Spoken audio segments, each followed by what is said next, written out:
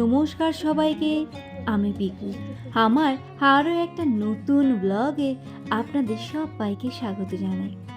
আজ শুক্রবার আর সকাল 6:30 বাজলেই আমার ব্লগ শুরু হয়ে যায়, কারণ আমি রিওকে স্কুলে দিয়ে চলে এসেছি। আর এসেই প্রথমে কিন্তু বিছানা গুছিয়ে নিলাম। আমাদের সবার জীবনে কিন্তু সময়ের অনেক মূল্য, কিন্তু সেই সময়ের মূল্যটা অনেকেই বোঝে না। সেই জন্য সময় থাকতে থাকতে সময়ের মূল্যটা বোঝা উচিত। মধ্যবিত্ত ঘরের বউ আমি, সেই জন্য সবসময় সময়কে মূল্য দিতে শিখে গেছি। হয়তো আগে পারতাম না, যখন রিও ছোট ছিল বা রিও হয়নি। এখন কিন্তু সময়ের মূল্য আমার কাছে অনেকটাই দামি। প্রতিদিনের মতো সকাল কিন্তু আমার ভোর 5:30টায় হয়। আর রিও ঘুম থেকে উঠে যায় সকাল 6টার সময়, আর রিও স্কুলে যায় সকাল 6:30টার সময়। অনেকের হয়তো এই সময় ঘুম ভাঙে না, কিন্তু প্রত্যেকটা দিনই আমরা সোম থেকে রবি সকাল 6:30 বাজলেই বাসে উঠতে হয় আমাদের। একটাই কারণ, রিওকে আমি স্কুলে দিয়ে আসা নিয়ে আসা করি। হয়তো এখানে আপনারা অনেকেই বলতে পারেন যে পুলকার দিলেই হয়, বাস দিলেই হয়। একেবারেই ঠিক কথা, পুলকার বা বাস যে কোনো একটা আমি দিতেই পারি। ওই যে এই সময়টা চলে গেলে আমি হয়তো আর পাবো না। পুলকার দিলে আমাদের এখান থেকে রিওর স্কুলে 2,500 টাকা পড়বে। আপনারা হয়তো ভাবতে পারেন এত বেশি টাকা। হ্যাঁ, কলকাতাতে 2,500 টাকা পড়বে রিওকে যদি আমি পুলকারে দিই। তো সেই জন্য আমার বাসে যেতে খরচা লাগে মাত্র 10 টাকা। পার ডে হিসাবে আমি কিন্তু 60 টাকায় ব্যয় করে থাকি। আর রিওর ভাড়া সব দিন লাগে না। অনেক বাস কন্ডাক্টর এত ভালো থাকে, তারা কিন্তু রিওর ভাড়াও নেয় না। তো কোনো কোনো দিন 40 টাকাতেই আমার মিটে যায়। আর যদি 40 টাকাতেই মিটে যায়, তাহলে আমি কেন পুলকার দেব? তার মধ্যে তো শনি রবি ছুটি থাকেই। আর শনি রবি এমনিই আমি বাইরে যাই রিওর ক্রিকেট একাডেমিতে, ওটা তো একটা আলাদা খরচা।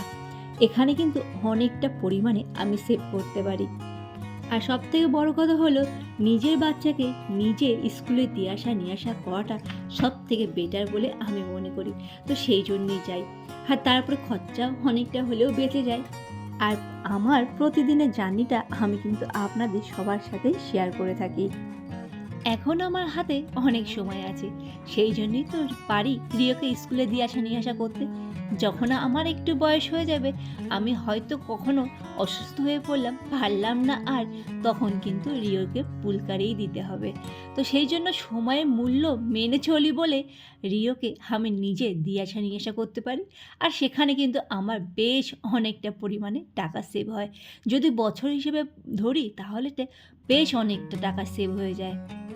আপনাদের সাথে কথা বলতে বলতে দুপুরে খাবার থেকে শুরু করে রিওকে স্কুলে দিয়ে আসা নিয়ে আসা, আর এখন কিন্তু সন্ধেবেলা। ব্লগটা পুরোটা যেহেতু দেখি আমি, তো দেখতে দেখতে কমেন্ট করছে দুধ জল দিচ্ছিলাম, তাতেই কিন্তু আমার এই বাটির এই অবস্থাটা হয়ে গেছে। চলুন আজকে সন্ধেবেলার এই টিফিনটা করি। এবার রিওকে নিয়ে আর পড়তে বসবো না, রিওকে পড়তে দিয়ে আসবো। তার মধ্যে রিও পড়ছে, একবার দেখিয়ে দেই। এই যে, এই দেখুন, চেয়ারের ওপর বই খাতা সব পড়ে আছে। আর এটা হচ্ছে আমার হ্যান্ড রাইটিং। তো এই যে রিও পড়ছে দেখুন, আর খেলা করছে। তো অবশ্যই বলবেন হ্যান্ড রাইটিংটা কেমন। যাই হোক, অনেক দিন লিখি না, তো যেহেতু ফাইনাল পরীক্ষা এসে গেছে, তো সেই জন্য লিখতে হচ্ছে। আর রিওকে গেছি, চাটা খাওয়া হয়ে গেল, দুধ মুড়ি রিও খেয়ে নিল। আর এই যে পিঠে ব্যাগ, এই যে কই দেখি চলে যাচ্ছি। যাই হোক, এখন একটু একটু বড় হচ্ছে, তো তো মানে ক্যামেরার সামনে আসতেও খুব লজ্জা লাগছে। যাই হোক, এখনো তাড়াতাড়ি আর দেরি করলে হবে না, 7টা বেজে গেছে।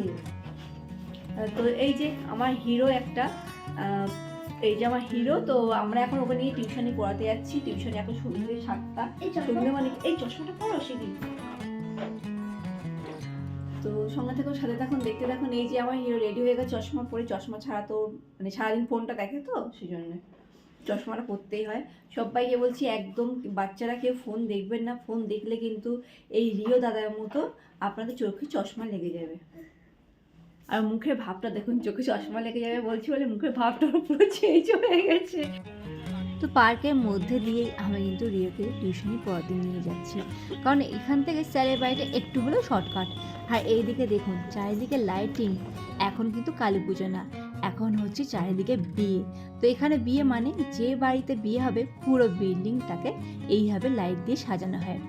তারপরে বাড়িতে আমি চলে এসেছি আর এসে একটু বানিয়েই ফেললাম নুডলস।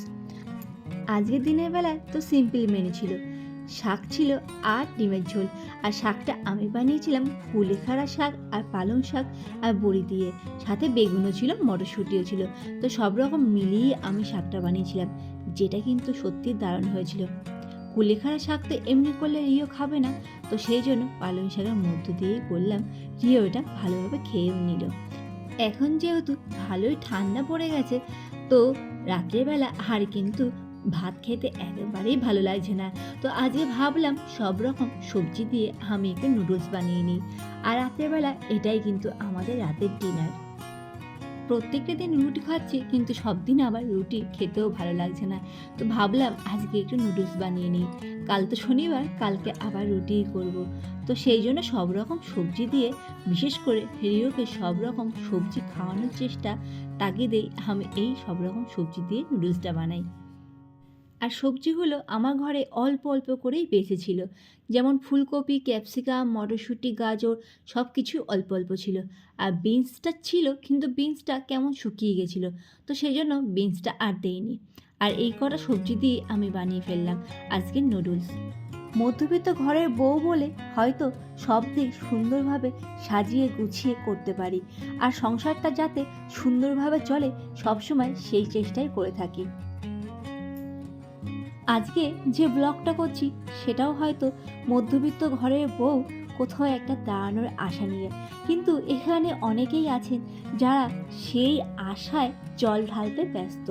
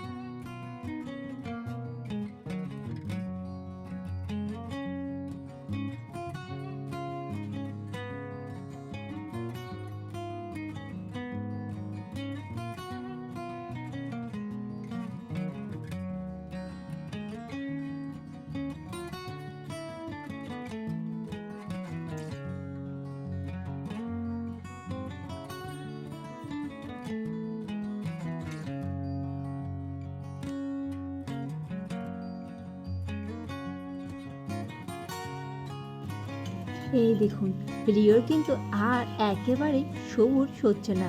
ও বলছে মা আর কতক্ষণ লাগবে। আর এই করতে করতে আমি কিন্তু মাঝে রিওকে টিউশনি থেকে নিয়ে চলে এসেছি। আর দেখুন এসেই ও কতটা সারপ্রাইজ হয়ে গেছে। ও বারবার চেক করে দেখছে কত টাইম লাগবে আমার আর।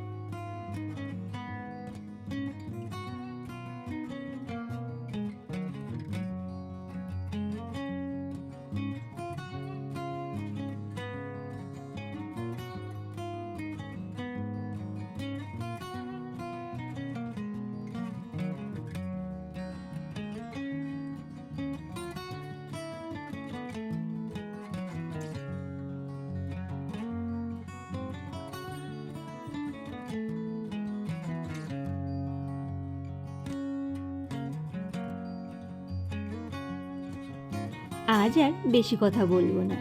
আজ তাহলে ব্লগটা কিন্তু আমি এখানেই শেষ করলাম। কেমন লাগলো ছোট্ট একটা ব্লগ? প্লিজ সবাই কমেন্ট করে জানাবেন। যদি ভালো লেগে থাকে তাহলে আমার চ্যানেলটাকে সাবস্ক্রাইব করে আমার পাশে থাকবেন।